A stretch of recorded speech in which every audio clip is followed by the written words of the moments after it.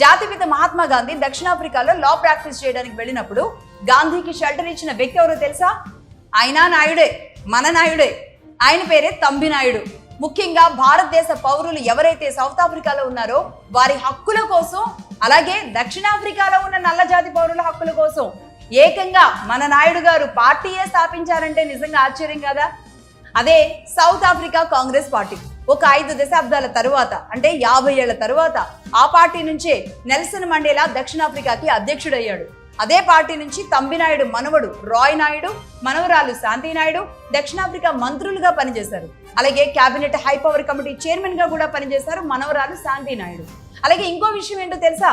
South ఆఫ్రికాలో 3 రాజధానుల ప్రతిపాదన తీసుకొచ్చింది కూడా మన తంబి నాయుడు గారే.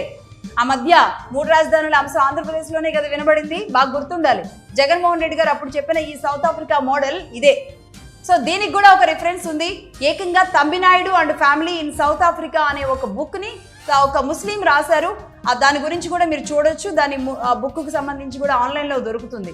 తంబి నాయుడు గారు దక్షిణాఫ్రికాలో ఎలాంటి కీ రోల్ పోషించారు అక్కడ రాజకీయాల్లో, వ్యాపారాల్లో అనేది, నాయుడు కమ్యూనిటీ అక్కడ ఎంత స్ట్రాంగ్గా ఉంది సౌత్ ఆఫ్రికాలో అనేది కూడా మనం తెలుసుకోవచ్చు.